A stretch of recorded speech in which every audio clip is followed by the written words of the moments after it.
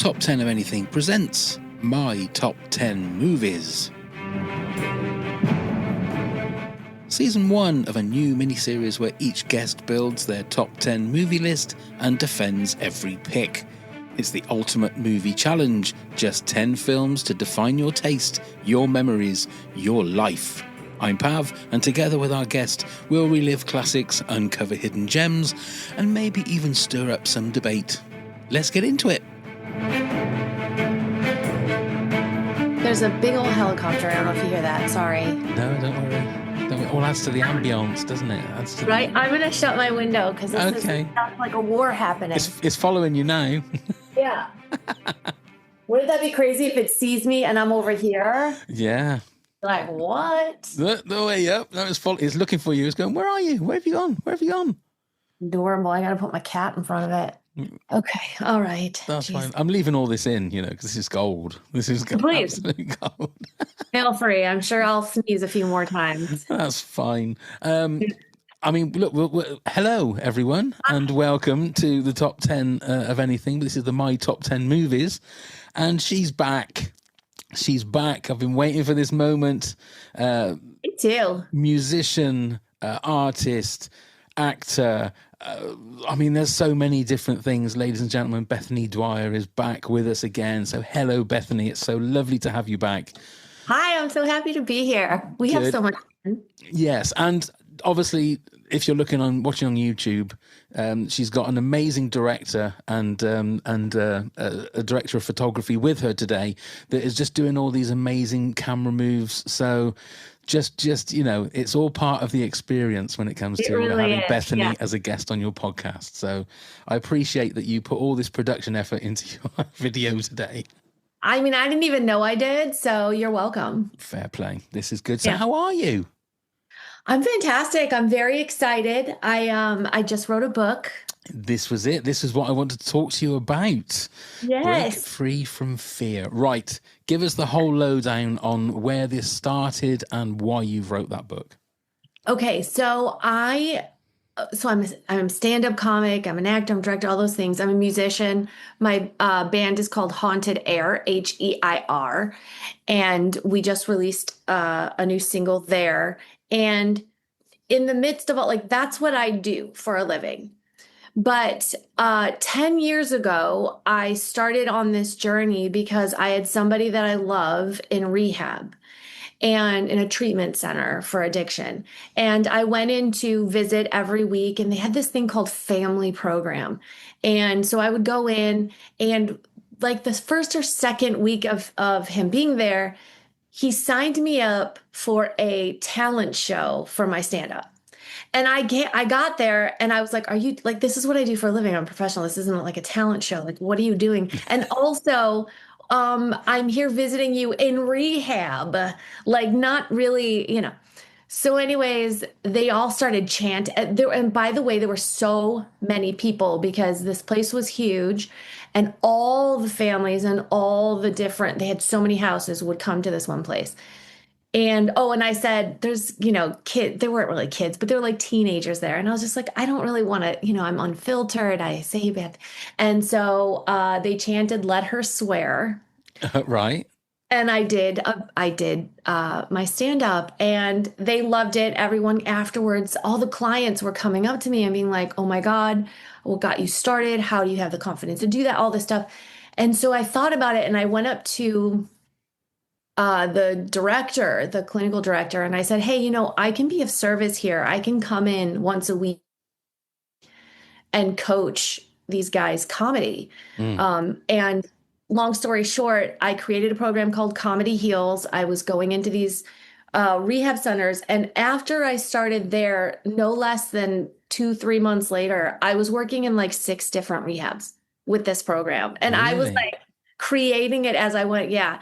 And it really changed my life. It's and then California changed all their stuff. I had to get insurance. I have to be paid. It was all this stuff. And I also couldn't do it as much because like I said, I have other careers that I do. And this was taking over my life.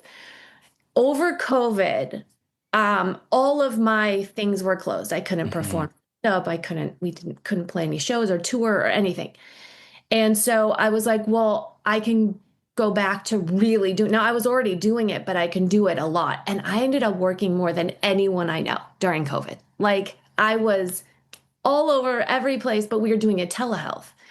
And I developed a whole new program. I mean, I was already coaching it, but it really helped me kind of fine tune. And this one, so I have several programs that I coach now that I've created, but this one's called Break Free from Fear, and it's 8 steps to unlock your innate superpowers. Those 8 steps got really finite. And I was able to go, oh my God, here's how, because I used to just personally do it. Even if I had a group of 10, I would one-on-one, go through each step with them. And over the years, again, people were like, oh, write a book, write a book. And I was like, I can't, I really do it personally. And, never thinking in that big of a scope, because I also do all these other things. And then this past year, I had so many people be like, this works, or this helped me, or how did you do that? Or where did this come from? Write a book. And one day I woke up and it was like God, he was just like, you're going to write this. And I sat down, I wrote the whole thing in 6 months. I mean, by the way, I wrote it really, really fast.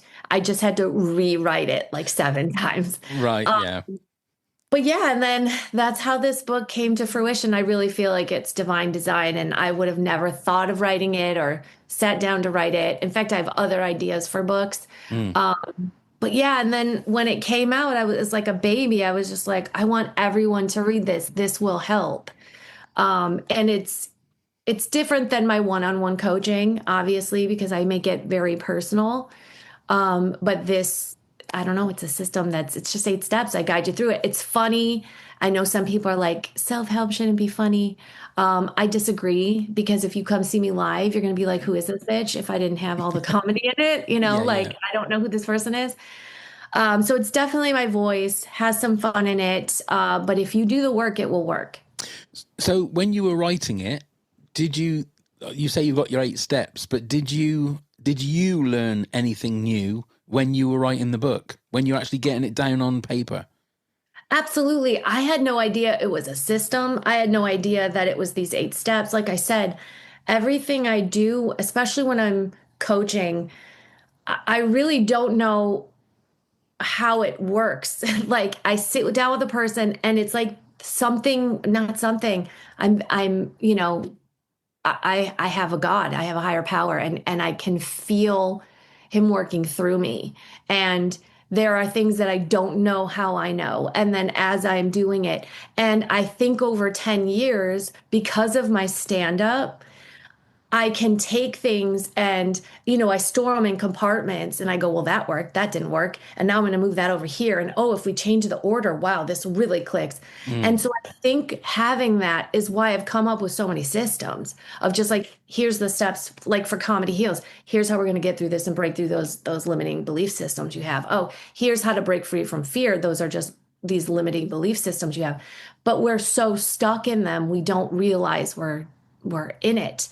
But when you have laughter and when you have comedy, you're so present. If you're laughing, you're present. There's no other place you could be. So you can't be stuck in your past and you can't be thinking about your future. You are here. And what happens is the subconscious goes, well, now I'm not in control if you're in present. Now it's all up to here and you're conscious. And so now I can get to you, because there's no way that you can't hear what I have to say, because those old belief systems aren't like trying to punch those new thoughts away and go, no, I'm not changing. I'm staying here. Yeah. And I call fear in my book parasites. And when I coach, I call them parasites, because that's what they are. They host you. You're just a host with these entities, these things kind of controlling you. And everything you do, every action, thought, and feeling has to filter through all of these icky beliefs and these lies and these parasites. And they feed off of your negativity, your self-doubt, your inability to believe in yourself, all of these icky things. And they just put a napkin right here and they're like, let's eat up. You're going to say no to this opportunity. We're going to stay small. Yeah. Do you, I mean, not to get personal, but do you feel that you're quite an emotional person? Because the way you said about putting things into compartments and stuff, See, I feel like I'm. If you have a scale of like not emotional at all and really emotional, I'm of the really emotional side, Yeah. which tends to then the fear part of it creeps in because I feel like I'm then scared of everything, you Yeah. know, because I'm too emotional. I let so much in.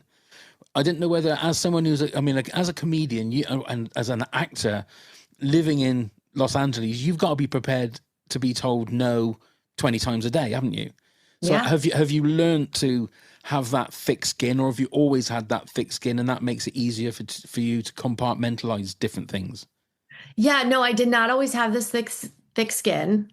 And it's funny because every career I chose, you are being told no all the time. Yeah, exactly. It's like it couldn't be more difficult. It It must couldn't, beat you down, even no matter how experienced you are at it. It's still, especially if there's something that you really want. I mean, I can imagine, I can see how excited you are about this book, and it's almost like I hate to use this analogy, but like you've got the cure for cancer, and you want to tell everybody what that cure is, but like you've just got to get that message out.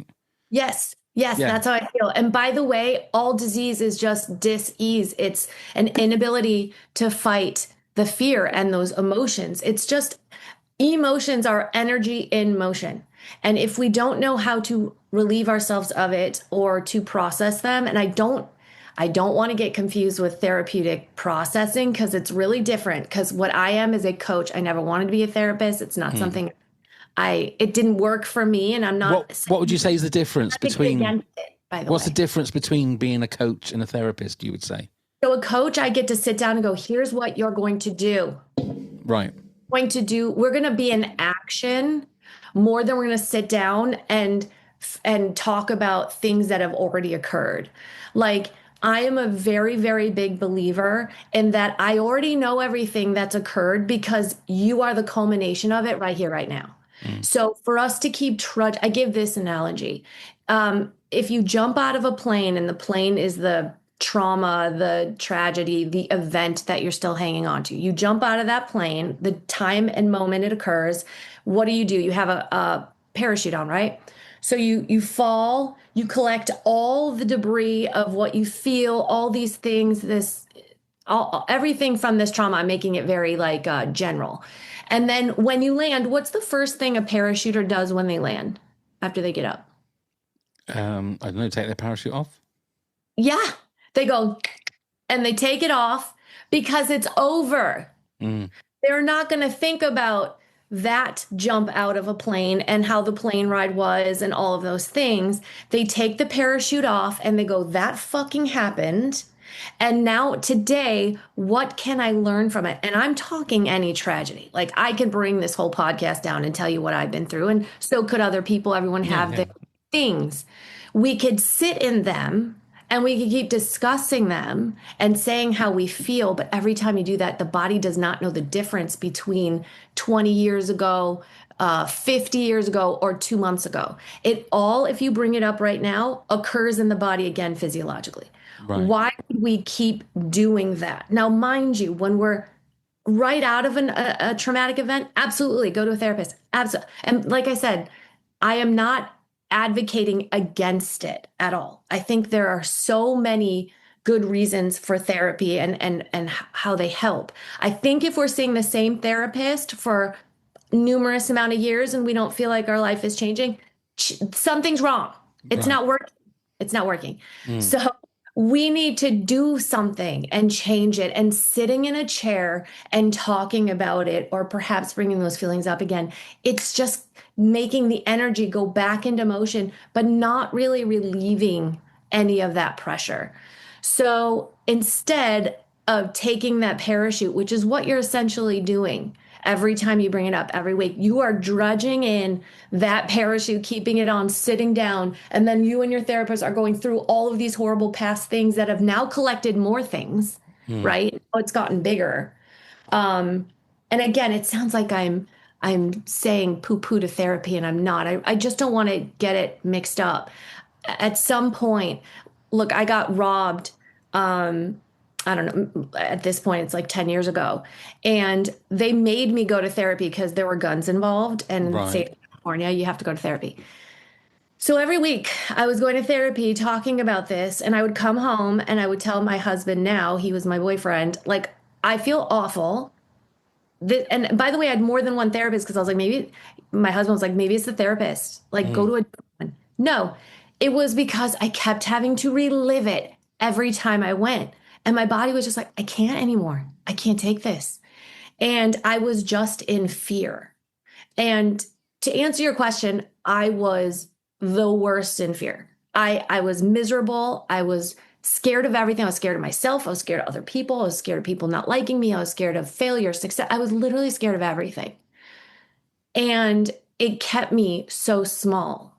And I have so much to give and so much energy. And I mean, now you've seen me many times. Like it just kept me in this small place. And so I had to figure it out because I was like, I can't be in my God-given greatness if I'm sitting here allowing these other parasites to control me. Mm. And that's how I felt. And so, by the way, when I began being of service and helping other people, is when I started to chip away at this. And it was in seeing and witnessing other people in their fear. All of a sudden, I was like, oh my God, I relate to you so much. Let me tell you what would help you. Now, I haven't done it yet, but let me tell you what I would do. Right. And then to watch this happen. And then, after the first year, I was like, I got to walk the walk. I got to Mm. figure this out. And so, yeah, I would notice people in my life who had what I wanted, and I would want to be around them as much as I could. And I really started to be more conscious of the life I was living and the choices I was making. And it completely changed my life. All of Right. it. I feel like every step mattered.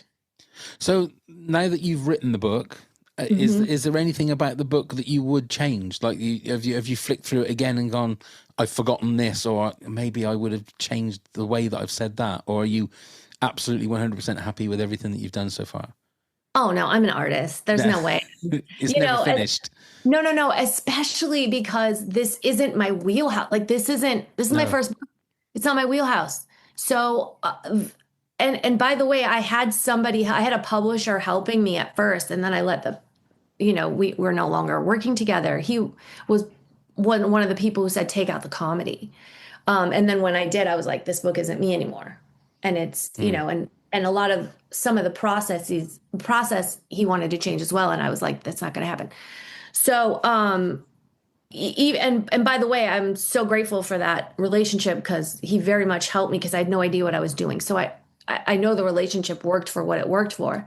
And then I inevitably went back and was like, I literally rewrote the entire thing again. And in doing that, I'm a, I write a lot.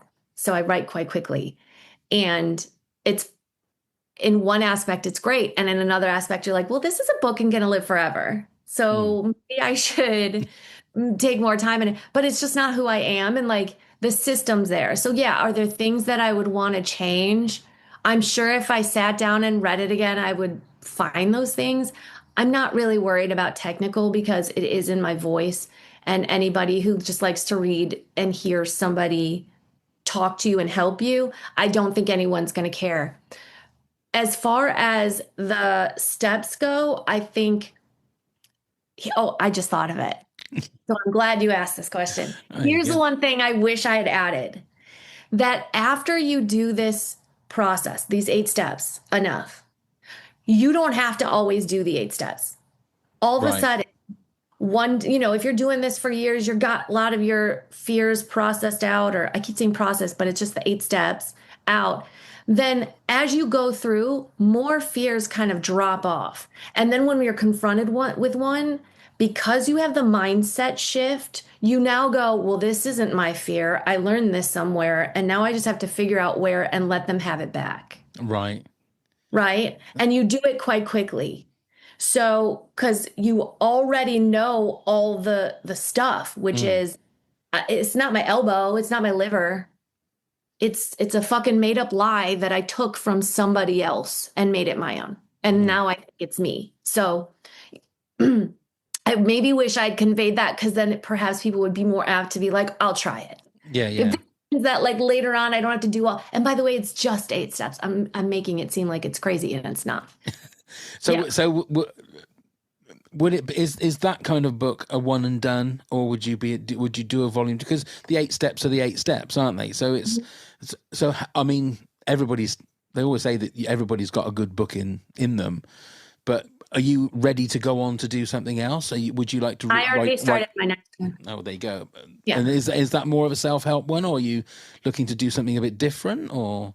Well, I am also going to write a book. I wrote a horror movie that Okay. I love it so much, and I am looking for investors. And I guess in the interim, because Hollywood's dead, I don't know if you know that, but it is. Okay. And so I don't want to deal with Hollywood. Like I just want to make what I want to make. And I don't know if I ended up ever showing you the horror short that I made. Um, No, no. I'll send that to you. Okay, awesome. It's called Grandpa the Horror. And so yeah, and that was based on like a proof of concept for this main movie, which is called Lovebirds. And I wrote that and then everyone was like, you know what, like forget waiting for permission to make this movie because I need to, I thought I need a producer and a studio and all this stuff. And my husband, again, love him, was like, just shoot it, just shoot the short and show Mm, everyone. And so I shot that, and I could be waiting, and everyone's like, you know what you should do? Just write it in a book. Write a book. And then when I wrote this one, I was like, well, I can write a book. So I right. will write a book about this.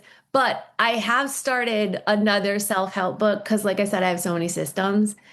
I almost feel like I have to get them all out first, and then I'll do this, or I'll do both. Right. I'll probably end up because I can totally write two totally different things. I couldn't write two self-help books at the same time, but I can definitely write a horror kind of Stephen Kingy vibe.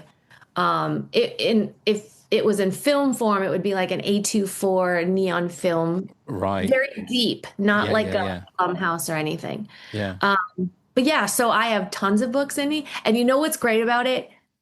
No one's around when I Right. write. I don't need to hear like you should do this or change that. No, no, thank you. Like Yeah. no one reads it till it's done, and then that's it. I love it. Do you think with that, like you said, it's interesting when you say about like Hollywood is dead, but it's you can literally have anybody could make a film these days because what they've got on their phone is 4K camera. You've got all the editing software that that a lot of the industrial people use. The trouble with that then is you have like everybody does it, so there's no quality control.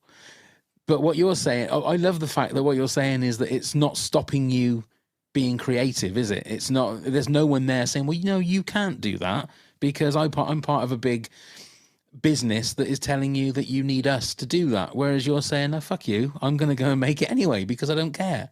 Have you always had that kind of independent streak?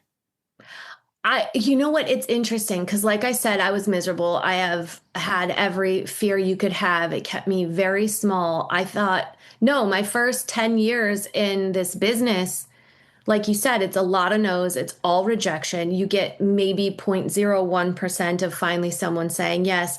I had the blessing of always being this creative. Yes, I am constantly generating.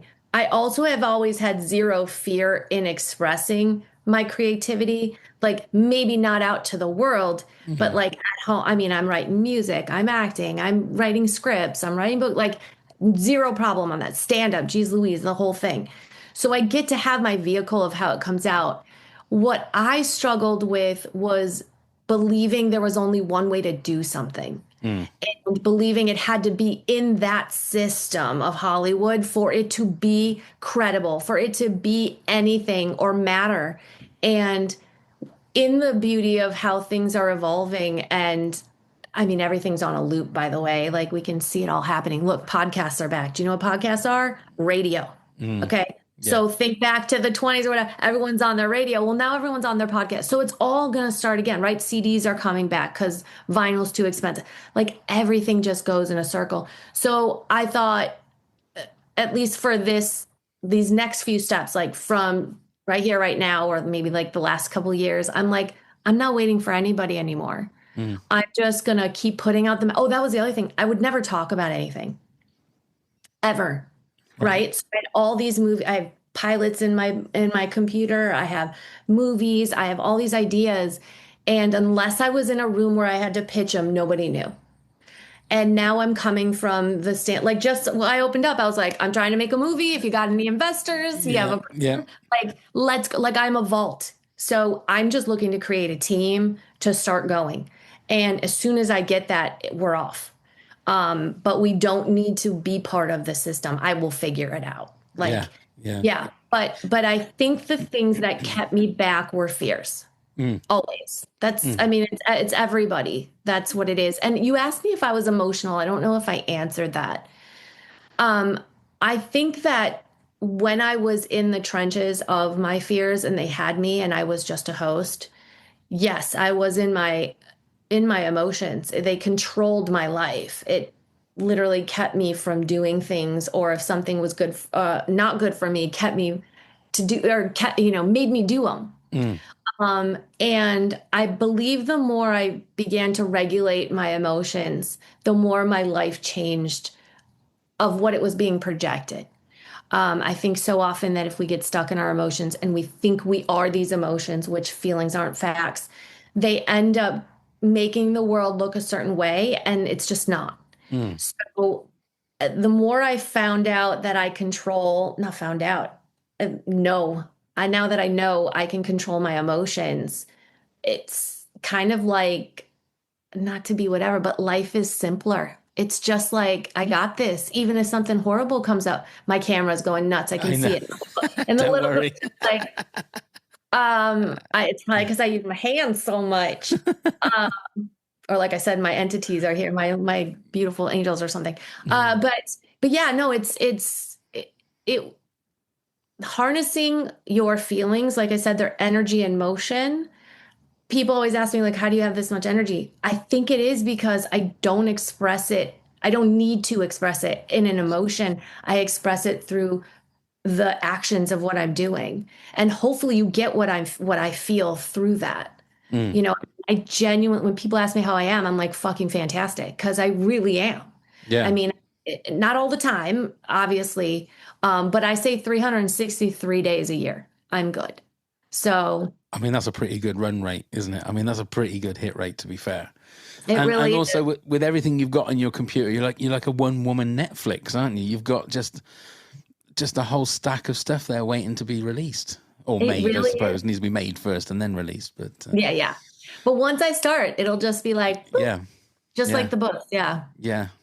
Well, we'll talk some more about that a little bit later. Yeah. We've also got to go through your top 10 movies of all time. Now, how hard or easy was it for you to put together your top 10? And if we asked you the same question next week, would it be completely different? It definitely wouldn't be completely different. Okay. Absolutely. Like there are my tried and true on there. And that's why I think it was quite easy for me to come up with. It was harder to take away because I had more than 10. Okay. So that was more difficult of like editing which 10 I'm going to talk about today. But I would say like at least 6 or 7 will always be on that list. Right. And have you put them in an actual order? So we've got your 10th, ninth, 8th up to your favorite ever movie. Yes. And Good. Okay. yes, That's yes. awesome. I mean, in the middle, it gets it depends on how I'm feeling or, Yeah. whatever. But I mean, mine are all either action, comedy, or horror. So Okay. there's nothing that, there's no rom-coms on mine or dramas. I'm not that girl. Well, it doesn't matter because what is right is it's your top 10. So every decision is right. I'm fascinated. So this sort of mini series that we've done, I've just been fascinated because we've had different people, and the fact that hardly anybody has put something like Star Wars on there, which Yeah, is I really know.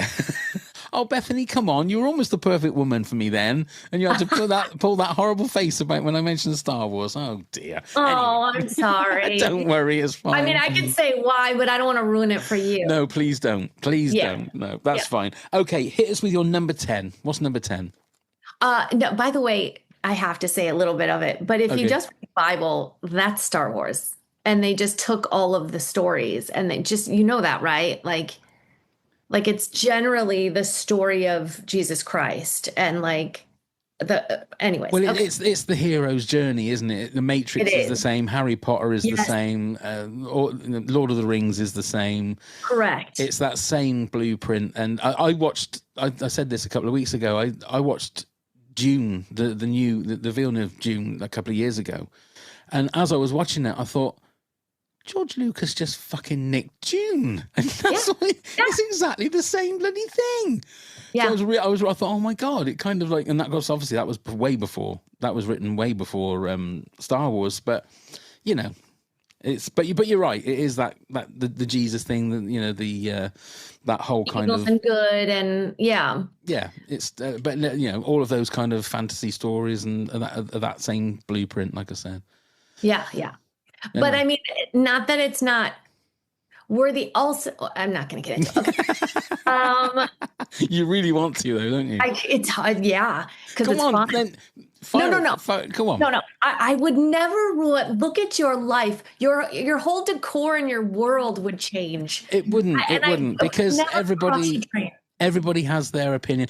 To be honest, I'm more fascinated with people that say they don't like Star Wars or I've never seen it. Because I always think to myself, because I'm in this Star Wars bubble, that everybody has seen it, everybody loves it, but there are people that just, oh no, I've never watched that. Why would I watch that? So I'm kind of fascinated why you have more of a negative feel for Star Wars. It's so deep, and that huff, that sigh. so, no, because it's more like Hollywood based and less creatively. Like, I'm all for the visual and like all of that, by the way. And I've seen Star Wars, not all of them. I gave up. Like, at some point I was just like, now I can't. Like, I can see and they're that. 3 hours long, and it's like, I don't have time for the same thing over and over. I just don't.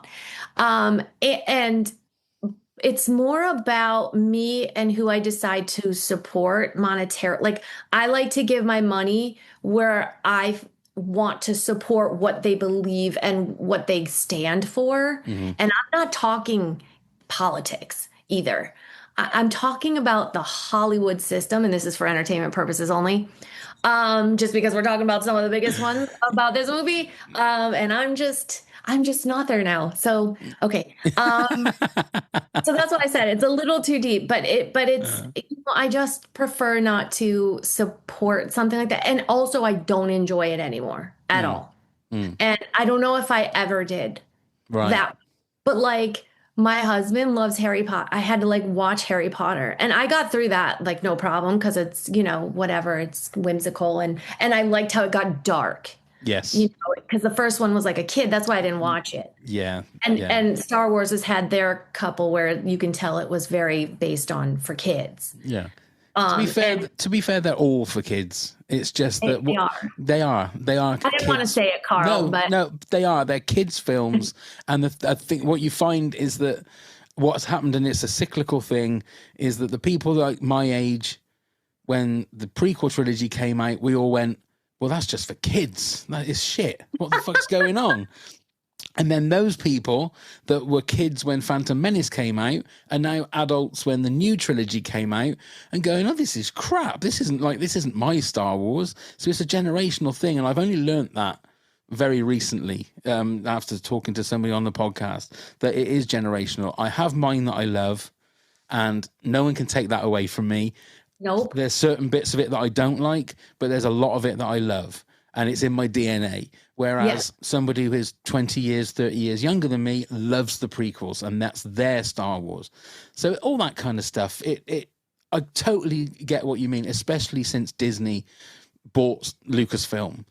That is then, because when it was 77, George Lucas was absolutely like an independent filmmaker. He spent all of his own money on it, and then obviously Disney got involved, and the rest, as they say, is history. Yeah, because it was all about money rather than content, which is what really breaks my heart. Because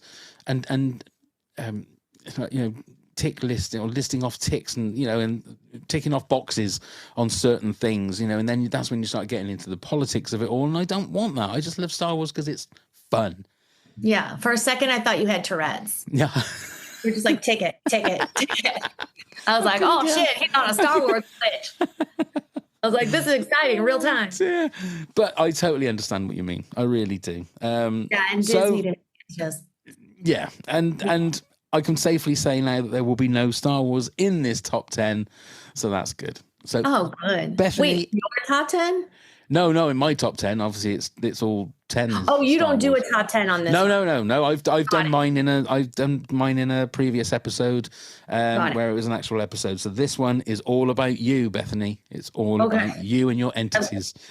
I love how you said the actual episode, as if none of these are No, actual. no, no, because these are the little side episodes. But these are Yes. bona fide episodes. Don't worry. These are not Okay. just internet only. Well, there's all internet in it. Fucking anyway. What's your number 10? Okay, number 10 is, let's go. Now I have two here because I did come up with 11 and I didn't know how to edit down anymore because I That's wanted to be fine. real with you. I will give you both of them. That's fine. And yeah, it can depend on the day. One is Signs. Have you seen that? Yes, that's the M Night Shyamalan with Yes. Mel Gibson. Melly. I call him Gibby or Melly because I Gibby, love him. yeah. Yes, I think he is. And by the way, the 10 that are together are Signs and Braveheart. Wow, a Yeah. Melly Gibby double feature. Yes, and he directed it. And I love saying every man dies, not every man really lives, you know. Great Scottish accent there as Thank well. Well you. Yeah, done. yeah.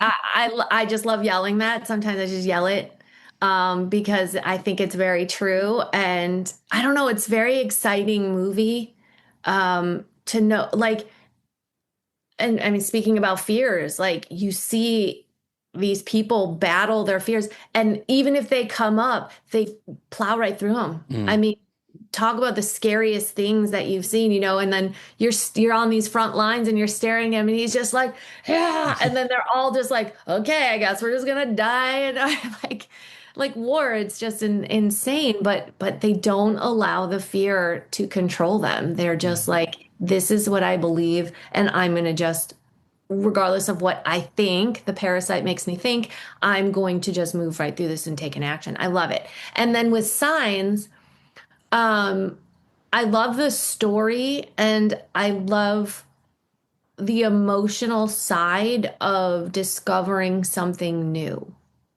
right? And it being very scary. Again, if you look at the alien as this new adventure or new thing that just occurs with somebody and you use it like that and you see it and then you watch the movie, which I think M. Night does beautifully, is you can see the human experience through experiencing something new that's scary and then killing it, Mm. like both literally and whatever, but like being fine at the end, kind of. Yeah. You know And what I mean? in Signs, it's got one of the greatest pieces of acting of Mel Gibson when they're having their last meal Mm, and he's eating the mashed potatoes and crying.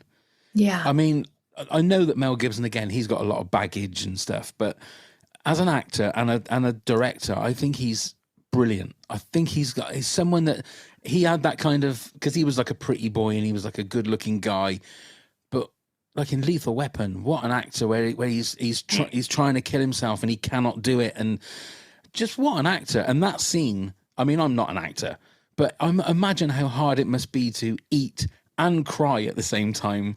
Because you're eating delicious mashed potatoes. How could that be sad? The best food in the world. The best Agree. food in the world, mashed potatoes. You can't Yeah. get any better. If It I could had not be mashed. It couldn't be mac and cheese because no one could cry through that. no, but if you Yeah. had one food that you could only eat ever for the rest of your life, mashed potatoes would be mine.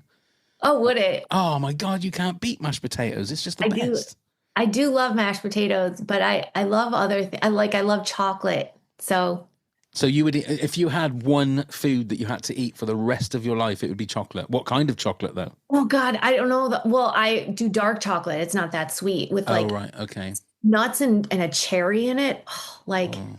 they make these barks. That's just, I can't with that. And they're salty. It's not very sweet, except when you get that tart cherry.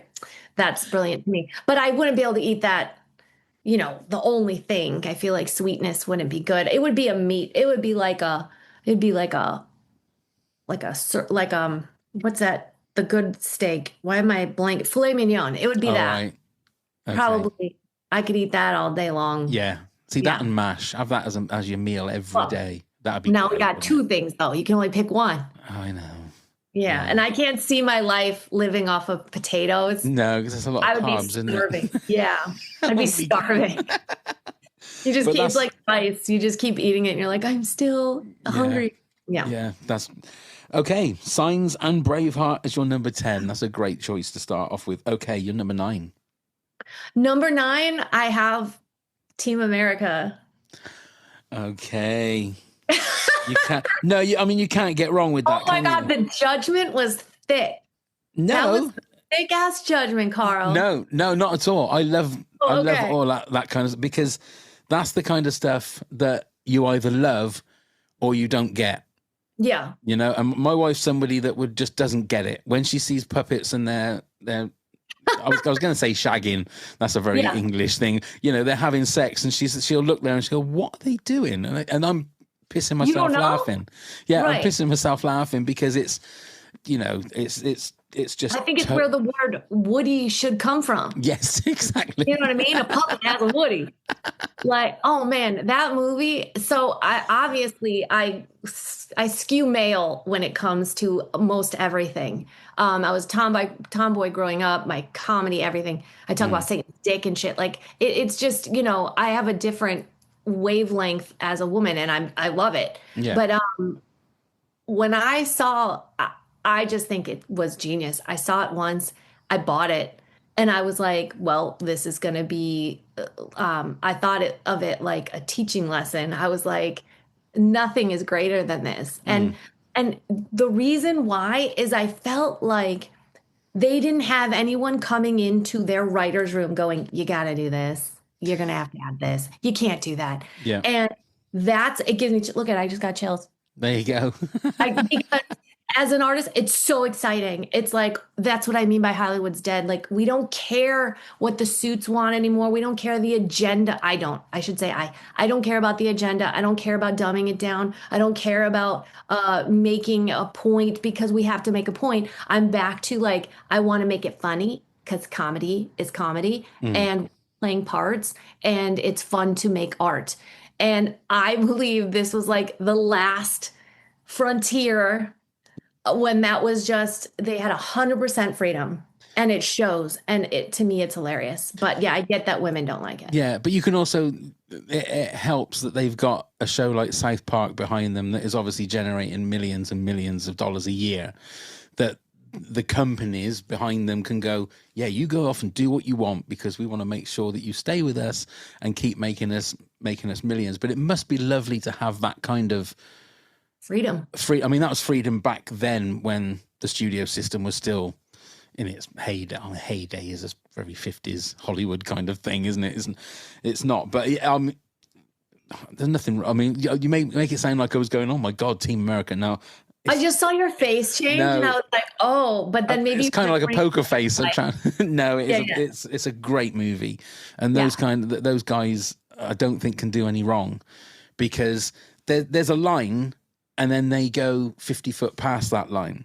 Which is comedy. That's what we're paid to do. That's why we're here, because we don't have the fear of doing it. But now it is scary to do it because they want to take everything from you because you made a joke. Yeah. And it's, wait a second, at first or whatever, 10 years ago it was totally okay, but now it's not.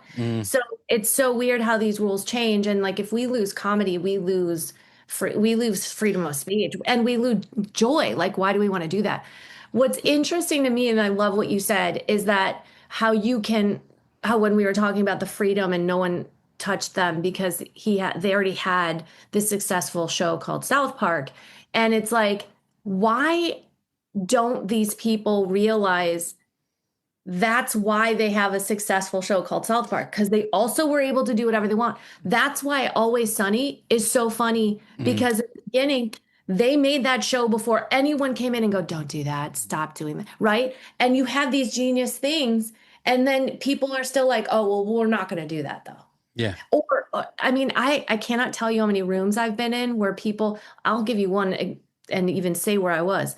I had Comedy Central asked me to write a show with a female lead because they wanted to up their because their target audience is all male mostly. Yeah. And this was a long time. This was years and years ago, and a cartoon. They wanted a cartoon, so I was like, okay, cool. So I wrote one. It was called Wolverine. So it was basically when a woman's on her period, she gets special powers. Okay. Right? Like doesn't get more woman than that. Like she comes from planet Mensura. By the way, I can have investors and we can get this going. Let's get it Um, going. right? But like so female, but also though for everyone, just fucking funny. Right? I mean, out of left field, nothing on TV like it. And then when I finally finished and I brought it back, they were like, this is just so female.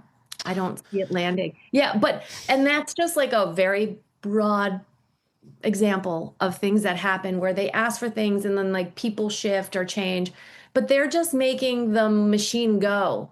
Like, okay, I like it, go and do this and make us work. The little people make us work.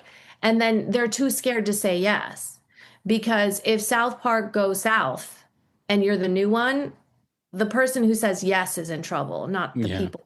I mean, they are also, but anyways, I know we're spending a lot of time on this, but No, no, no. It's can I say fascinating my because favorite part of the movie?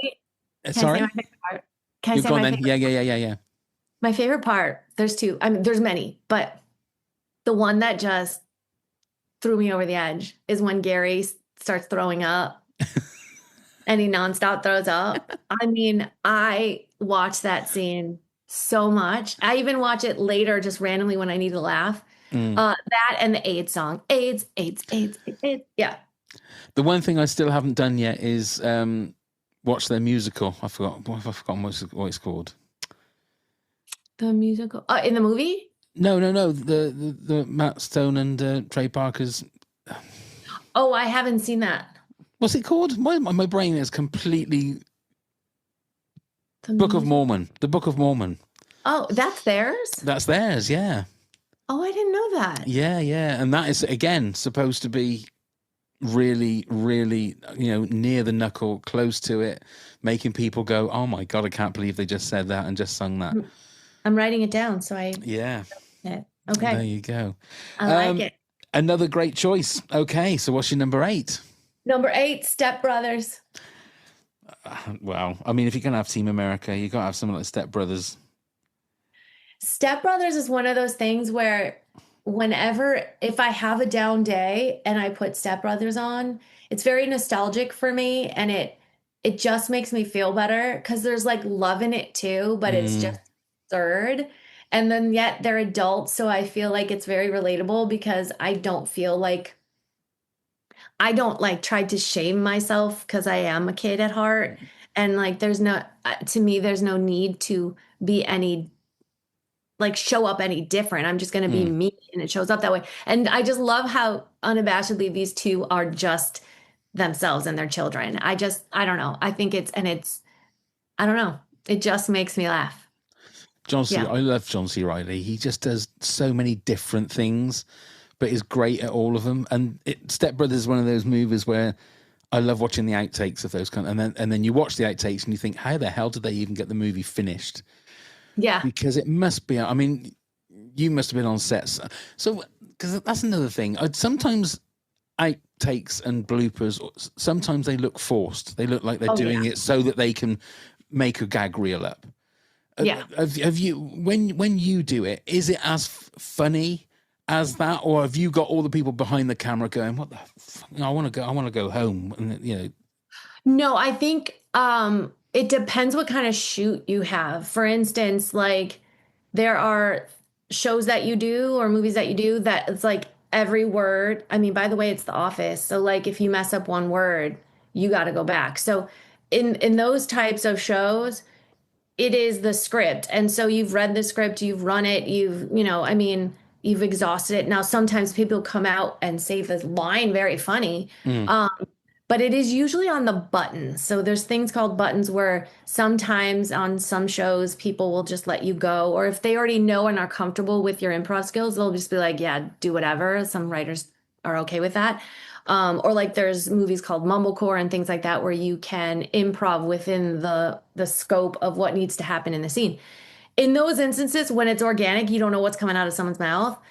Genuinely, the set will laugh, like accidentally, like just a, Mm. or whatever.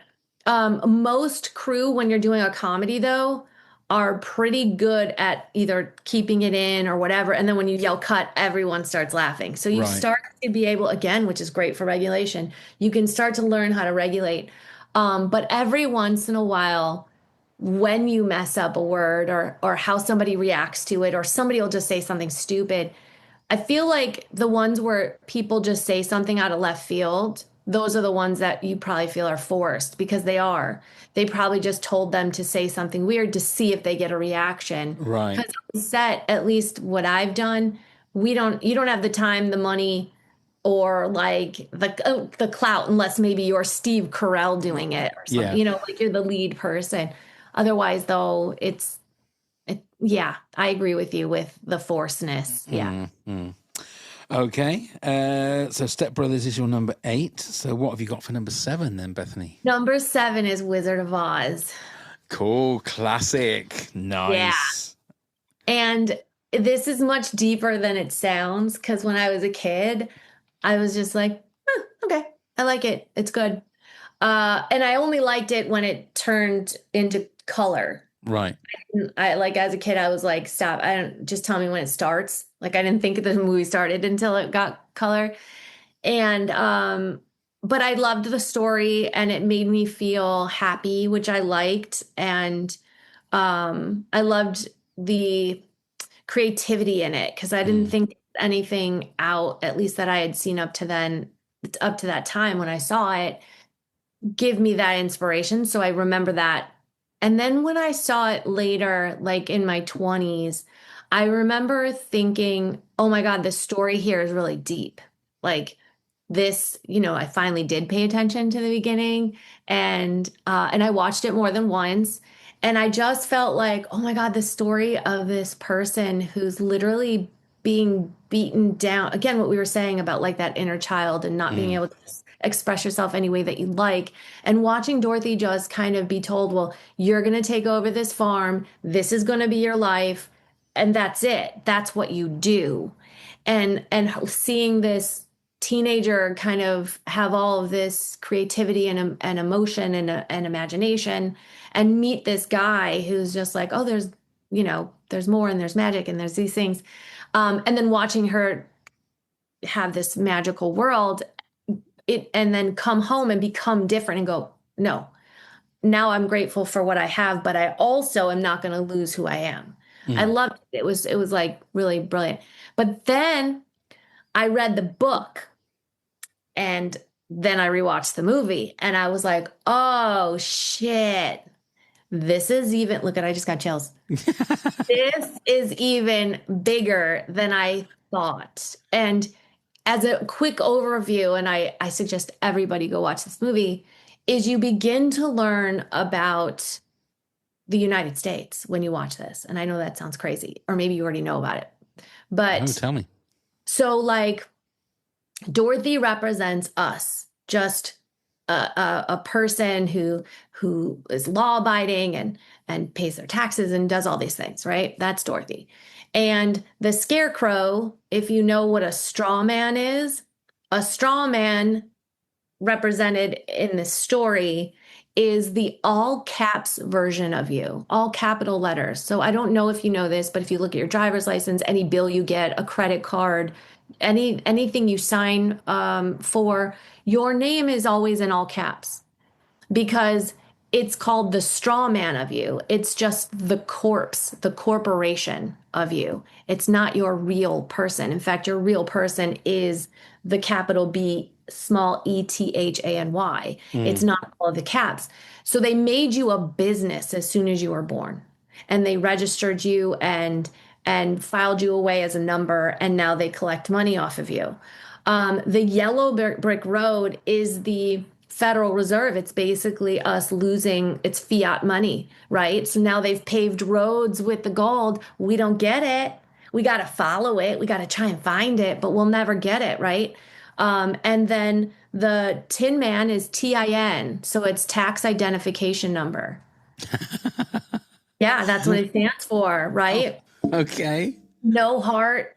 You're like I said, you're just a number, son. Mm, So, and then the cowardly lion is anything to do with the government, politicians, lobby, anything that if you approach them and you confront them, they have no leg to stand on. They right. cower, right? But behind this machine and system, they look really powerful and scary. But then if you ask, how do you feel about this? They're afraid to say because where's the money going to come from? Who's Mm, going to find out, right? So they're not standing on anything that they believe. It's all about what other people think. And then you have the witch and her army of monkeys, which are the police, and then the army military of the people, the men in the like yeah. that's all military and government. And that so it I mean, and you can look into it more, but it's insane when you really look at this and the story that Baum was trying to tell us, which was like, be careful. Um, be aware of what's going on here because you what and the time that he wrote it was the 1910s or 20s. I think it was 1913. I think I don't remember. I don't hold me to that, but it was Mm. 10s, 20s. This is all when it was beginning, like with Roosevelt and stuff. So very cool. Look into it. It's I've amazing. never heard that. Well, you want to call it a theory? I've never heard that before. The only one Yeah. I've ever really heard is that if you play Dark Side of the Moon at the same time, then it links up. See? I'm not even going to tell you why they've told you that, and it's probably to deter you so that you miss the real message. Yeah. Yeah, because it's deep. See, ladies and gentlemen, again, not just entertaining, but you learn things on this podcast. Thank you, Bethany. I got Yeah. chills then when you was doing that.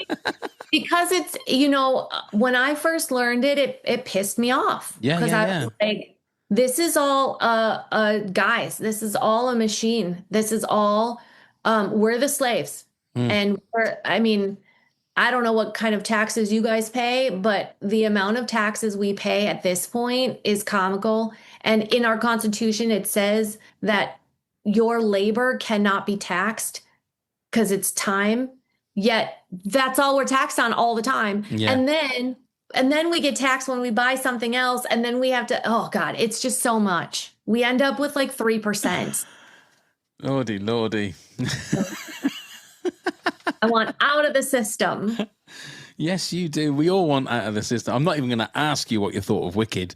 Let's move on to Oh, I didn't like it at all. No, I've not watched it. I've seen Oh, it once God. at the theatre, and the only thing I can remember is Defying Gravity. That's the only thing I can remember about it. I can't remember a single thing about it, and I haven't bothered watching the movie. So, Yeah, but Wizard of Oz that's a great choice, and I didn't realize we'd learned so much today. you know what? I could tell you a funny story about Wicked. I'll Go try on and then. make it quick because I know I feel like I talk too much. No, But you I'm on. don't. That's what you're here for. I know, but I feel like I don't know how long your podcasts are, and I It's as feel long as it like takes. yeah, because time doesn't exist for me. Exactly. So, my family, my mom, my stepdad, my husband, and I, we went to go visit them, and we always watch a movie at night. Like we'll eat snacks and after dinner and all that stuff. And so we couldn't find something to watch, and it came out that day. It was like Oh, it right. kept Okay. up on the banner. And so we were all like, should we just watch it? And I'm a lover of, I mean, you can hear how much I love Wizard of Oz. And I was like, well, yeah, but I'm not going to watch it the way you guys watch it. I'm going to watch it for other stuff. And everyone's like, oh, it's fine, whatever. So we put it on only because we could not find anything else because genuinely none of us were interested. And we all love Wizard of Oz in the family. So we put it on, and I don't know, we're like 15, 20 minutes in. My husband's asleep. My stepdad's on his computer. My mom is just playing a game on her phone. And I'm sitting here going, I didn't fucking want to watch this in the first place. Like I don't like musicals. Like that's not my jam other than Wizard of Oz because of the backstory. Like zero. And so I'm the one who said it. I go, is anybody enjoying this movie? And my husband woke up, my stepdad shut his, no, this is so awful. And we were all like, oh my God, take it off. We were all tortured by this art. And I was like, get it off. And then it was like a new night. There you go. Life is too short. Right. But we were all just sitting there like, oh God, do we say that we don't like it? I don't know. weird. I was like, I'm gonna say it. Don't You waste thought my time. flying monkeys were going to come in and smash through the windows. I just thought there would be some depth. I thought there would be like something. And then what's interesting is the world felt forced and it Mm, didn't feel real in this fantasy, and I'm all for it other than, certain ones. Like if it's works, it works. Like you go into a Tim Burton movie, you're in a Tim Burton movie, and you're exactly. like, these are the rules. Mm. Like this just it seemed like there was 8,000 people working on the movie and nobody talked to each other. Do you know what I mean? Everyone was scared to say anything. That seems to happen a lot with movies these days. Oh yeah, Yeah. that's why I'm just gonna it's my anthem. Hollywood dead. Yes. Okay. Okay. Right. Your number Number six, six. please. I don't know if you know this movie, but it's called Creep. Creep. That sounds familiar. That's a It's horror film, isn't it? yes, it's Duplass, Mark Duplass. You can look on IMDb for it. Okay. Yeah. It is, in my opinion, and probably because I love horror, I write horror and I want to direct more horror, is that it's such a simple, beautiful concept. And it was probably cost him, if everybody did it, normally, I could have made the movie in 10K, Right. you know. And he's brilliant in it. It's only got like two people in it. And I don't know, it took me because I was like, look at how simple something can be. And yet I mean, it's one of my favorites. It's watch it. Watch it. Yeah. I can't say I've definitely not seen it. The Blumhouse movie. The first one wasn't. Blumhouse bought it and they made a TV show about it now. I haven't watched it yet. Oh, right. Okay. So there's Creep 1, well, just Creep, and then there's Creep 2, which is great. They're all good. I haven't watched the TV show yet, but I'm excited. Not TV show, but like episodic of it, which I'm excited to do. But that first one is just, I don't know. I loved it. I'll And have to look. it's more psychological. I mean, it's all psychological, Yeah. but you're going to be uncomfortable. It's like Uncut Gems watching that movie, which Right. I think is brilliant. It was hard not to put it on the list. But I can't put it on the list just because it makes me feel a certain way, even though I think those brothers are fantastic at it. But yeah, anyways, we can be simple on this one. Yeah, that's fine because it's definitely one that I've never seen. So I need to put that one out and add that one to my ever-growing list, to be fair. But you say it's not a gory movie, horror movie, No, as not such. at It's all. more in your head. It's all in your head, which is my favorite. Yeah. Right, okay.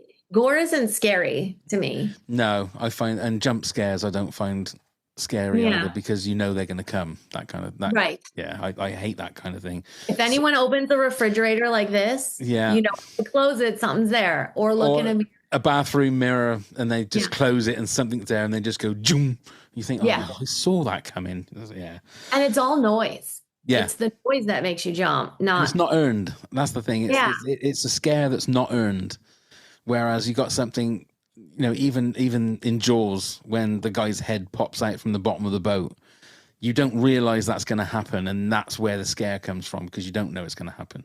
right, exactly. And now I feel like there's so many tells in the sounds, and they're really banking on that. And I think it's for the little weak ones who are just like, why am I watching this movie? But like for horror lovers who actually will continually go and see these movies, they need to be smarter about it, Yeah. in my opinion. But No, I agree. yeah, I think that horror at this point, we can go deeper. And that's Grandpa, the one that I wrote. It's a lot of addiction, codependency, but to the nth degree, it becomes horror. Yeah. And so that's what you see unfold, which is cool. Yeah. And I was going to say, even with Signs, I mean, it's not a scary movie, but the scariest part of that movie is Joaquin Phoenix watching the news report, and there's a quick look of the alien, and that is like, oh my gee, and you genuinely react the same that Joaquin Phoenix does. It's like, oh fucking hell, that was an alien, Jesus. Yeah. So, and then that wasn't done by a sound. That was what you saw on the screen, and that I think it's more unsettling when it's things like that. Yeah. And I think back in the day, and why signs work so well too. Like that is they didn't need to show. Have you ever seen the movie Tingler? It's old. It's like black and white with No, Vincent Price. no, I haven't. It's based on fear, by the way, and they made it into a little monster that lives in your spine called the Tingler. Oh And God. when you get scared, the Tingler makes you more scared to feed off. It's like the parasite, actually. It's one of the quotes in the book. But it's funny because once you see the monster, you're like, well, that's stupid. Yeah. You know, the whole movie. And so I think the beauty is when you can show enough to where you're like, fuck, but like you can't see all of it because that's even scarier. Yes, I 'Cause then when completely you agree. see it, you don't know if you're seeing it. Yeah, like Completely agree. yeah, Like the alien, the xenomorph in Alien is only scary when you just see a little bit or there's a shadow.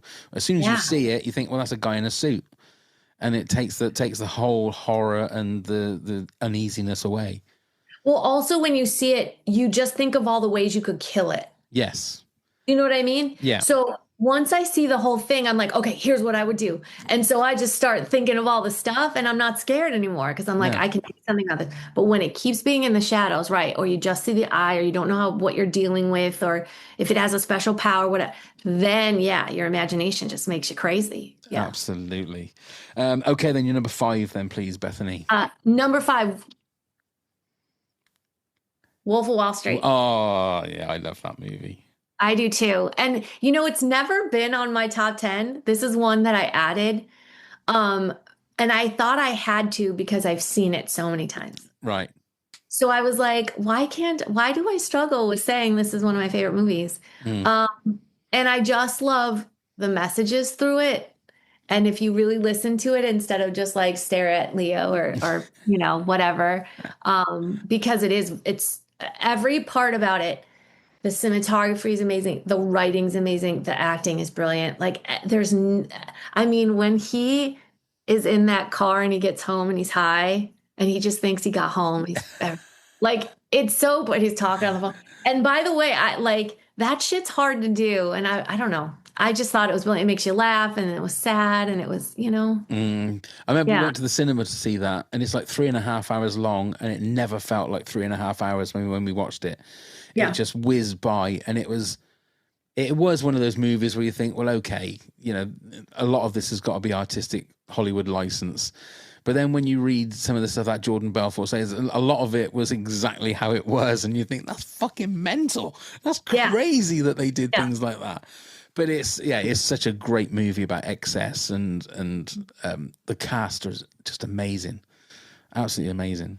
Yeah, and I loved the feeling of career based in your validity. Like everything he was based on what he did and the money he made. Mm. And yet he felt so frivolous with it because everything came so easy. Yeah, Even though it wasn't easy, but to him it was, you know, it was easy, but like because it's all he wanted. But then I don't know, I loved it was just so much juxtapose. If you're like, yeah. you know, you're just like, dude. And the whole time you're on his side. The whole See, that's the time. thing. I mean, he was just a horrible, horrible person. But I guarantee that 95% of all men that watched it went, God, I wish I was him. I wish I would have taken that life and, okay, I had to go to prison. But what a life he had, where it was, you know, sniffing blow off a hooker's ass and stuff like that. You think, oh, God, the guy had it all. He absolutely lived the life. Yeah, I often think that's why people hate people. When someone can say stuff or find little nitpicky, it's because there's something about them that you're like, I wish that was me, Yeah. what I want, right? Yeah. Yeah. So yeah, I mean, it's yeah, I that movie just That's I a love great it. choice. That's a Yeah. great choice. I mean, look, this is gearing up to be a great top 10, Bethany. Let me just say that. That's okay.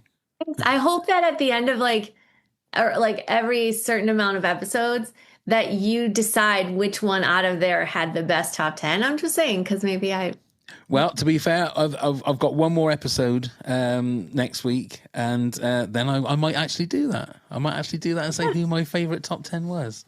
But then that's like choosing your children, then, isn't it? You like, you know, it's going to be you, Bethany. Don't worry. Thank you.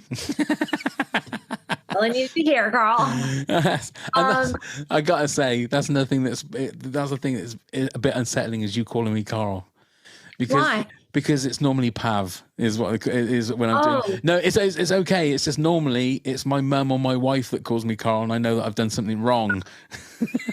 I'll call you Pam. So when you call me Carl, that's when I get the shivers because I think, oh shit, what have I done? Well, I haven't put the bins out, or I've done something wrong. Do you But know what's funny? I have so many clients. I have like thousands of clients over the years, and they'll tell me their nickname, and I never call them by their nickname. really, Yeah, because there is something to hearing your name that's so innately visceral. Mm, Like I said, you're getting feelings from it. yeah, And interestingly enough, when we have a nickname and it's almost a form of escapism, like because we don't have to be ourselves. We oh, can hide behind it. 100%, So it makes total 100%, sense yeah, that he probably told me and I don't care. yeah, Like one of my exes, when I first met him, he told me his name. And after about 3 weeks, I was like, this doesn't feel right. And he's like, what are you talking? I'm like, I don't know. I just don't feel like it's your name. Like, it's like mm, something weird. And he's like, it is. And his brother had a similar name. So I was like, oh, okay, it's just me. Later, when I went and visited his family, his real name was something else. And this was his middle name. middle name. It was his middle name. And I said, I knew it. I knew it. Because there's something to that if you don't want to Yeah, be, not that you don't want to be called your name, but I'm just saying, like, yeah. but I like, Because it's like it's a stage name, and all my like people at work call me it. And when I'm going out doing singing or when I'm doing podcasting, it's always Pav or Pavo. That's what I've always been called when I was a kid, or everyone at school used to call me that. But it's like my wife, my mum always call me Carl, and it's like that kind of that I'm Pavlovian. the third lady in your life. Yeah, there you go. That Pavlovian response that, okay, I'm being called that, so that means I've done something wrong. It's the first thing I think of. Oh, no, absolutely nothing. But you can call me, if you want to call me Carl, you can call me whatever you like, Bethany. There you go. Okay. There you go. Thank you. Okay, Bethany, your number 4, please. My number 4, and I did take some liberty here to make up my own rules, but I said John Wick, all of them. Okay. All right, then. That's good. We'll have a little conversation about John Wick 4 then. Okay. Okay. Yeah. John Wick for me is one of the greatest like revenge movies of all time. Number 1. Yeah. Without a shadow of a doubt. First, tell me why you've got it in your top 10. First, Keanu Reeves is, and I can't talk about it yet because he's in another movie that's my favorite. So, Okay. but Keanu Reeves to me, and I will go toe to toe with anybody because he got such a bad rap for a while of like not being a good actor and all that stuff. Like, I don't care what you say. Like, I just watch movies and I go, do I escape into this person or do I not? And I always escape into him. I think that he's amazing in this, and whatever it is about stuntmen now becoming directors, I don't know why it took them so long because there is, to me, nothing has been shot better for action than, and now his name is escaping me, the director. And it's a team of people, but my God, like what they do to me is brilliant, and the world just feels so good to be in. And I have zero venge in my body. I've never once I wanted revenge, even when people have done horrible things to me. My brain doesn't go that direction. But I feel like this movie finally helped me understand why people have it. Mm. Because when I saw that guy hurt the puppy, I was like, no, no, no. Yeah. I mean, you can hurt me as much as I mean, by the way, not anymore. No. When I was younger, because I was in my fears and upset and not myself. I was afraid to be me, scared of everything. And I let people treat me shitty. But you take a kitten or a puppy and you treat it shitty, I'm gonna have a problem with you. Yes. So interesting, right? Where we put our worth. But I just understood, obviously, because his wife gave him that puppy, but I don't know. I see the hurt the whole time in him doing it. And I also see him not feeling better. Mm. which I love that message. And then there's a 2 and a 3 and a 4, right? So it'll never go away. I don't know if people get that message as well, but like he never walks away going, that felt great. He's like almost sicker, not almost, he is, right? Mm. Um, so yeah, I just love the message in it. I love everything about it. It's the fact, for me, it was always the fact that he's put that life away, of being the bogeyman. He's put that life away. And just because that symbol of something that his wife gave him, that dog was the symbol of his new life that we got took away from him, that he knew he had to go back. And it's the same as Denzel Washington and The Equalizer. Mm. It's like seeing that set of skills. I would love to have that set of skills so you could protect people, you know, so that you could have that skill that if you saw somebody hurting somebody, you could go up to them and you could kill them with your thumb, or you could kill them with a pencil, or you had that set of skills, if you like, to take it from the Liam Neeson Taken movie. But and this happened with Die Hard as well, in the fact that the first 2 or 3 Die Hard movies, John McClane was a human being. And if you cut him, or you shot him, he got hurt, and he's bleeding everywhere. Come the 5th one, he's a superhero. You know, nukes are bouncing off him, and I kind of felt the same thing was with John Wick 4. I've loved them all. I still love the 4th one. It's just the fact that he falls from a 5-story building onto a VW wagon, and then just gets up and brushes himself off. No, I kind of think, okay, they've done the Fast and Furious bit of it now. They've realised what they've got now is kind of a superhero. So let's just try and get him into more ridiculous situations, going up those steps. Like he got up to the top twice and then fell back down again. And you kind of think, oh, Jesus, man, come on. I love those kind of films, you see. I love those revenge kind of movies. Yeah, it's interesting because I think while I was watching, because I hear you now and I see what you're saying.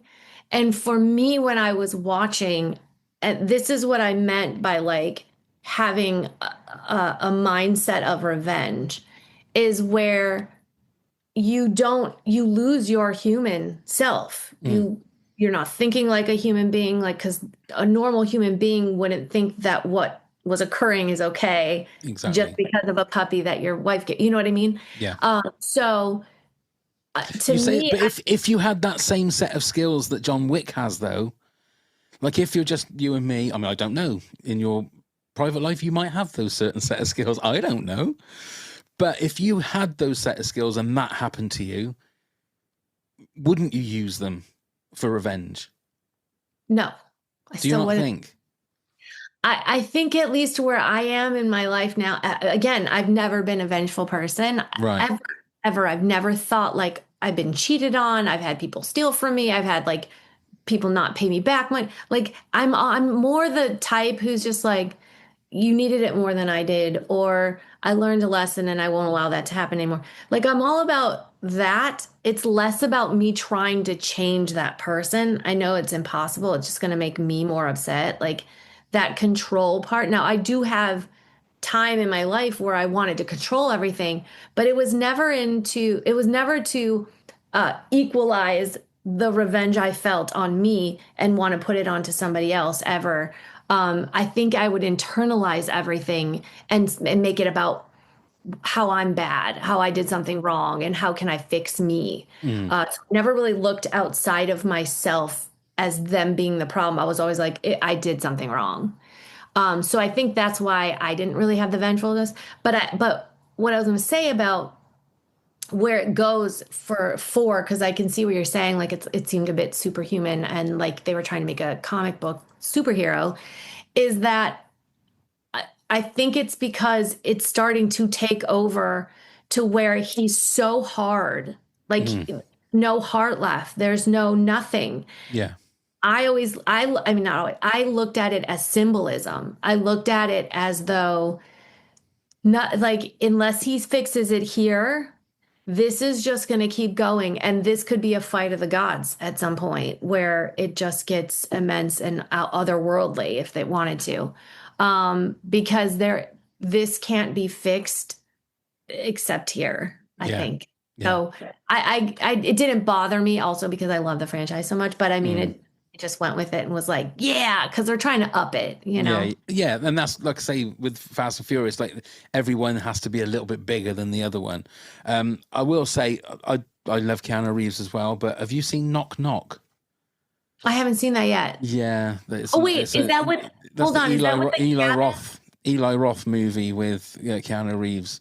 Oh, no, I'm thinking the M. Night one where they go to the cabin and they knock on the Yeah, door. no, this one's from a few years ago, and it's I'm gonna write it down. Keanu's not good in that. I will say, I'm sorry. Okay. I don't mean to diss Let me Keanu. tell you, I'll be the judge. Yes, no, you be the judge, but just wait for the moment when he's buried up to his head, buried up to his neck, I should say. And please send me a message and let me know what you think of. I wrote it. I will. All I know, by the way, I said I'll be the judge, and Dread was on here too, and I had another Slack, but I'm not. I'm not gonna. Okay, But Dread is like definitely up there fair enough. in my top 10, 12. Top 10, 12. Don't worry, because we had Ashley Maguire a few weeks ago that had 22 in her top 10. Wow, that's Yeah. a long episode. I don't feel bad. There, you don't feel bad at all. You don't need to. Don't need to. If you want to put Dredd at number 3 with John Wick, you can, by all means. John Wick is 4. Okay. And then add Dread because Okay. you want to talk about, well, first of all, before I start talking about, how do you feel about Dread? Did you see it? The 2012. That's the one with Carl Urban, yeah? Yes. Yeah, I loved it. Yeah. Absolutely loved it because it was like The Raid. It was like, yes. Oh my God, I love Raid. Oh Raid, man, think of all these amazing movies. I made a video of me. Like a computer game where they're going, level by level by level by level, and I cannot believe that they haven't made a Dread 2 since then. Right? Well, it didn't. It's money back somehow. I don't know how it did. Okay, I can't with it. I can't. I went to the movie theater and watched Dread. I walked in, watched it, got back in line, bought another ticket, and watched it again. Really? I was like, this is brilliant. Yeah. And it's because of the symbolism in it as well. I just thought it was brilliant. Like the slow-mo, when you hit it, the opening scene, even when he's in his red, helmet on his motorcycle, and then the van is blue, right? And when they hit the slow-mo, it turns gold, everything's gold. It's like the old tale of enlightenment. So basically they are losing space and time as they take this. They're like, one with everything, and it's golden and beautiful. And here they are in this blue van because that's materialism. That's life on this planet, right? And then you have red, which is magnetism. So blue means electricity, red means magnetism, or magnet, and then the gold means enlightenment. And you're seeing this all through the movie, right? So like that part, and then when they walk in, all the lights go red when they go into peach trees, right? And then when they're in the first encounter he has where he says hot shot, right? Where he gets the guy, she's the victim's in blue, and when he gets the hot shot, what's his head turn? Red, right? And then he makes a judgment. And the thing that's so cool is what is it? Madrigal. It starts with an M. Something Madrigal, the lady who does slow-mo, the dealer, the amazing lady with the thing on her. Mama. Yeah. Mama Madrigal. Yeah. So she's always in red, has a red scar. And if you notice, so does Dredd. Dredd has the red, right? So actually, if you watch this movie, we're supposed to love him. We love Dredd, right? Yeah. But really, really think about what Dredd is. First of all, Dredd, right? D-R-E. But he's judging everyone, and he's basically telling these people that they deserve death because they're doing slow-mo, and he is the law. He's the law. Yeah. And he's keeping them on this planet. He's keeping them dumbed down. And yet we love him, right? Little sad face and like all that stuff. And then Cassandra, the girl who is new partner they're trying to like suss out, she's got the gold hair because she doesn't wear the helmet. She doesn't have red on her at all. And she's able to see and intuitively use the oneness of everything and connect to it. So this movie and then the spinal cord of the long building. because this is all about right, going up the spinal cord of enlightenment. And then when they drop them and skin them, and the time and space goes away, I mean, that's technically death. So like, it's just so cool to me that it was more than that. Plus the beauty of like the style that this guy used. I can't remember his name, unfortunately. It's been a long time, but Well, who directed it, you mean? yeah. It was, bear with me a second. Come on, where are you? There it is. Pete Travis. Yes. Pete Travis. He did something else too that was great. Did he do my Nightmare? No, and that's not him. He did something else that was great. But the style of it, and I think that there was actually two directors or somebody took over at some point. I don't know. I love it. And then Urban's, to me, his performance, and all he has is this. And I Yeah. love when people are like, what are you saying, good actor? He fucking had this to work with. Yes. And you knew what he felt every second. And I love this scene. Look, I just got chills. Because I love the scene when like other judges come and like they switch on it. You know, he thinks they're on their team and he's not. I can't remember that one's name, but like the moment where he knows he's a bad guy and he has to kill one of his judges, like the very subtle, quick feeling he had, and he just made it go away. Like he was just like, oh, like it was so cool. I was like, no one's gonna see that. And that's fucking brilliant. There you go. Yeah. There Okay. you go. Yeah, Vantage Point was the other big one that Pete Travis did. Yeah. Yeah. Good stuff, man. Great All right. one. So are you having that at number 4 as a joint number 4? Is that a joint number 3 for Dread? I could be 3 with something else just because I have all the John Wicks on 4. You know what I mean? Yeah, that's fair enough. Oh yeah, of And I course you got 4 movies at number 4, haven't you? So that's why I did it. I thought it was very, because fair play. yeah. Mm-hmm. Very good. Okay, so what's your other number 3 then? I had Spillage. Number 3 is also a horror that changed my life when I saw it. And I thought, if this is what horror movies can be, I want to make them. Right. Okay. And so this movie, and by the way, Creep gave me the same feeling of I can make a movie myself, because if I think of an idea that's this contained, it's cheaper.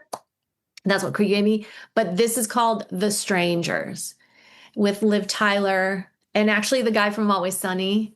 Right. Okay. I've never actually seen this movie. Write it down. It is again brilliant. It is the screenplay is like this tiny because there's barely any words in it. Right. And it is another psychological thriller in that, not thriller, it's psychological horror because it gets in your head. This movie stayed with me since I've seen it. And it's because of the last line. I won't give anything away, but I will say the last line because you're not going to know what it is if you've never seen it. But basically, Liv Tyler says, "Why did you do this?" And the strangers say, "Because you were home." Oh yeah, yeah. That's like, because now guess what? All of us go home. Yeah, that's right. All of us are home, and we want to be, and it's because of that you got screwed. Yeah. So that made my I just was like, brilliant. That is epic. So yeah. Did you watch the? I noticed on IMDb there was a sequel in 2025 this year.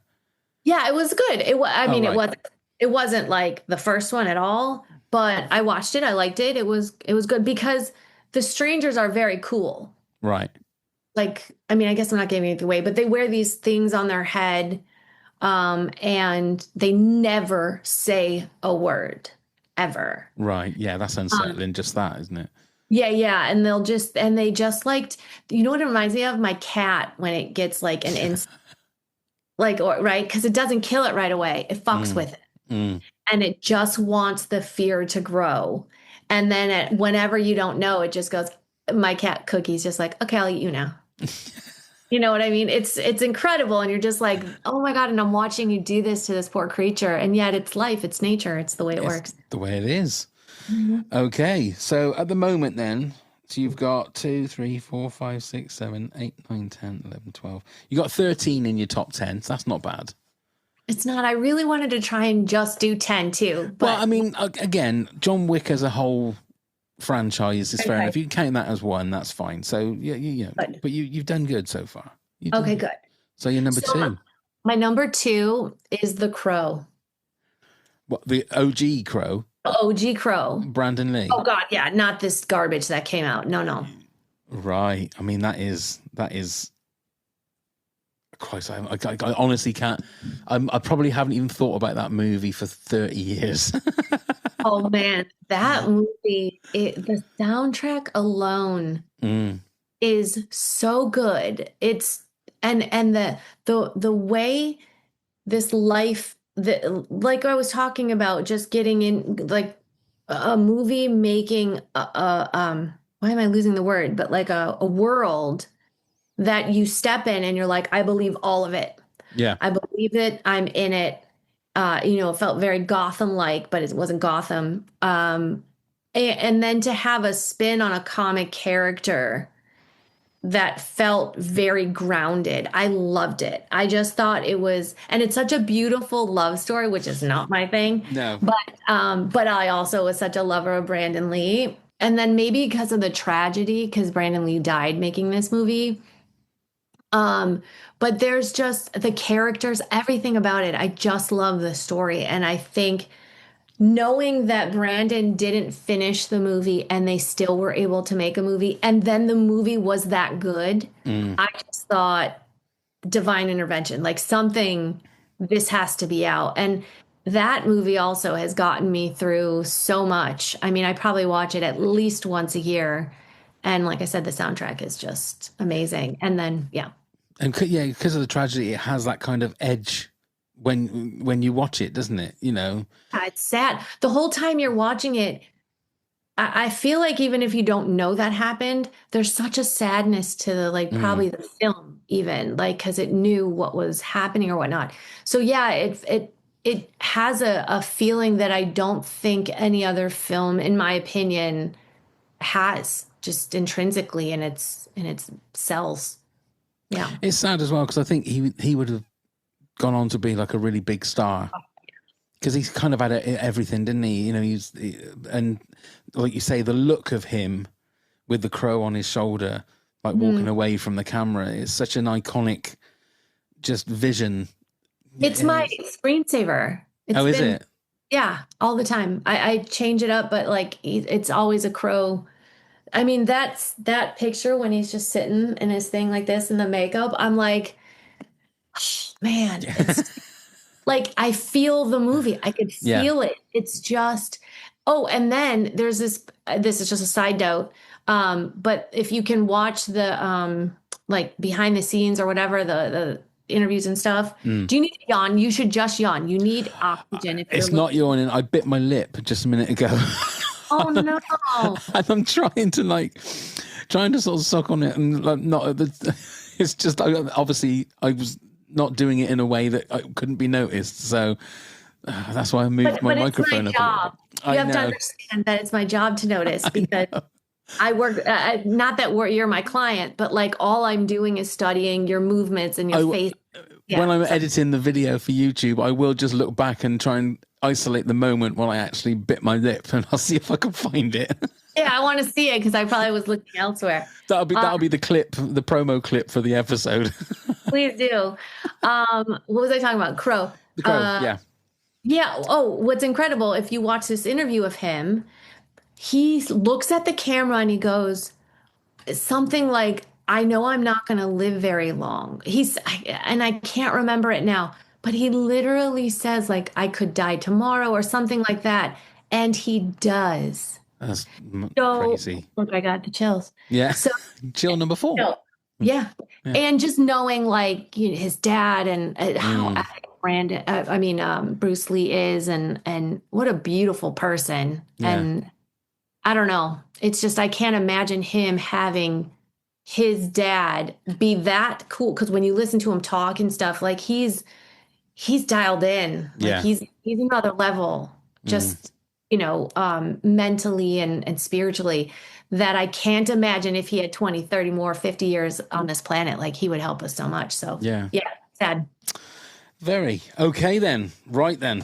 Your number one movie of all time, Bethany.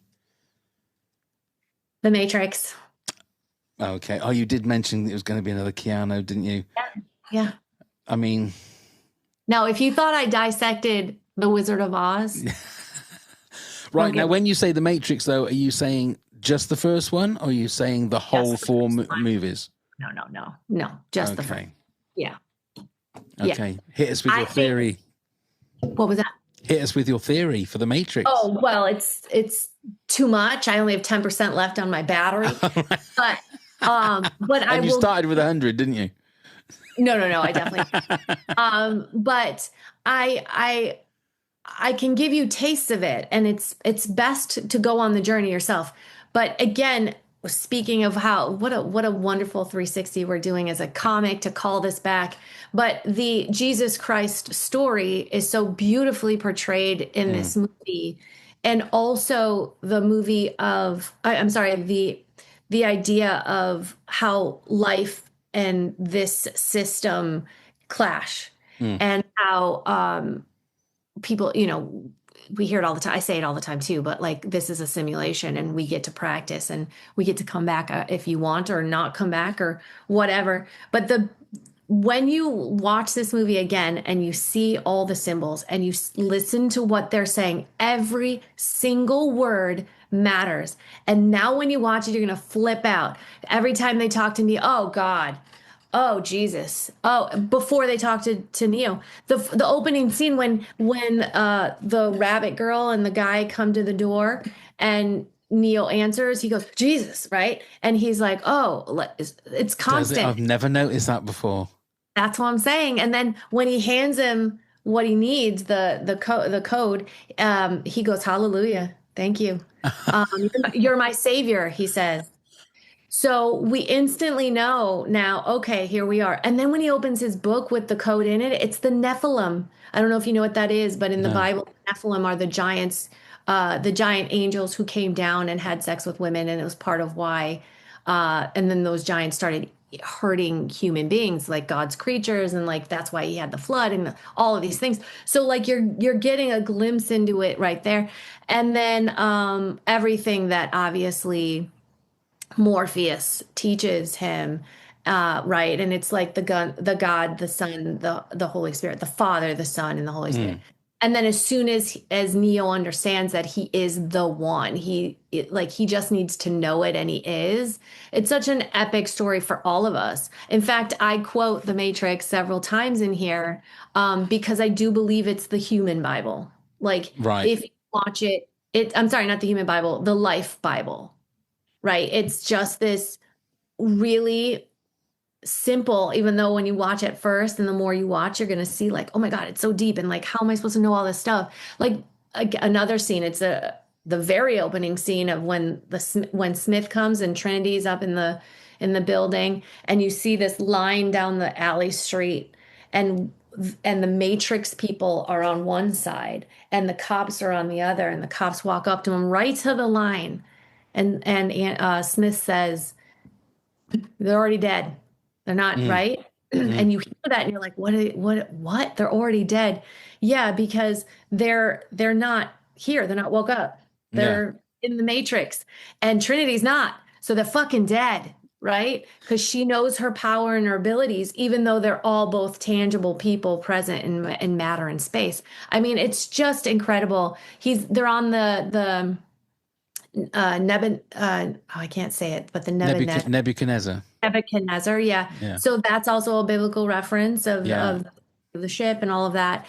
Yeah, it's so cool. Again, I can keep going, but you know what? If there was ever a chance, we should do a Matrix commentary podcast episode. Oh my God, I'm in.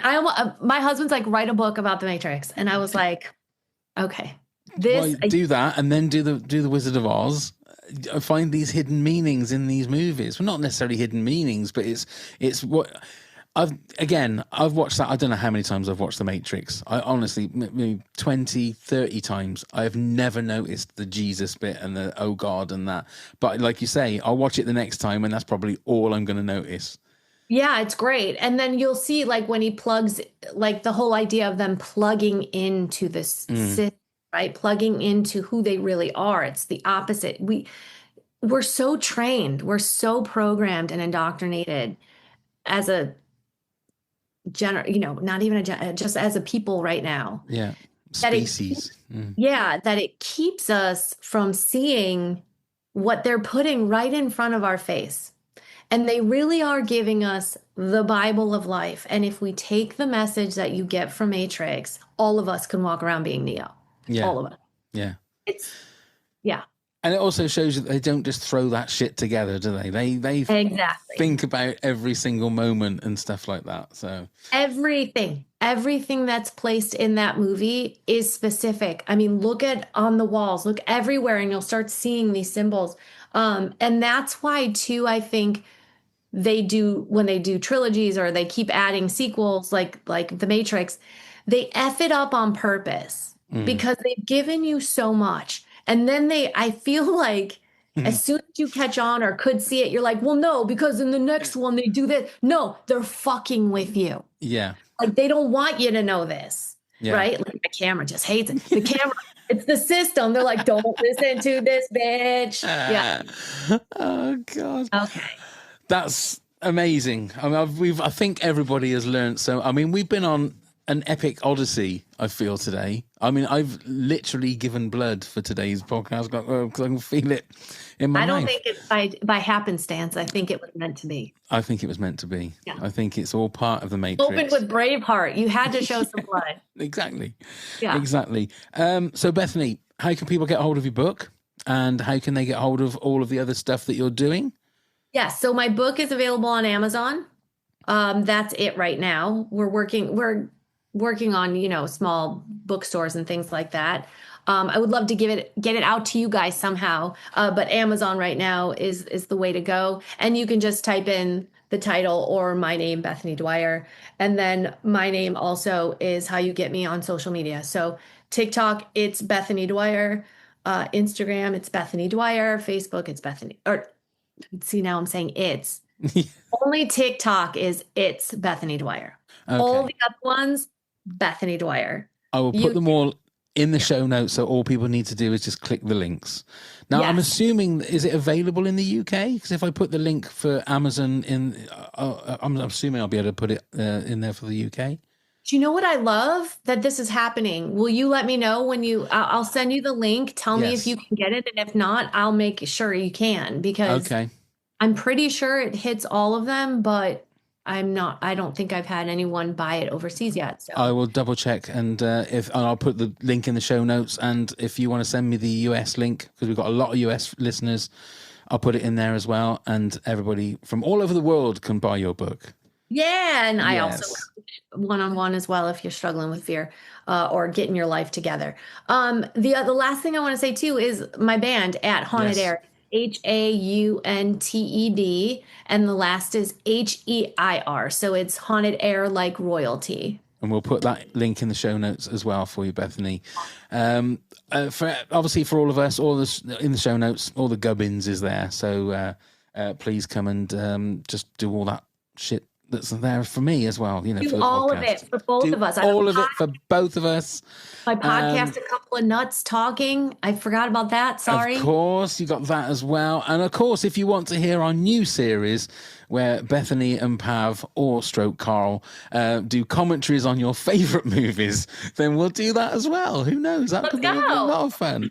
Yeah. Bethany, it's always so much fun chatting to you. Thank you so much for spending some time with me. I hope your battery isn't going to go off in the next couple of seconds while we say goodbye. I have 8%. We're fine. We're fine. And what have you got going on for the rest of the day then? Are you writing another trilogy of movies and a play?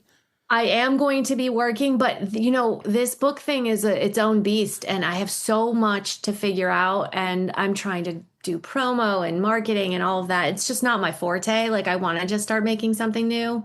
And then also obviously always writing. Good. Trying to get my movie sold, investors, all of that. I got Never stop, Bethany. Just keep going and keep doing it. Bethany, once again, thank you so much. It's always a Pleasure. pleasure to talk to you. For everybody else, bye.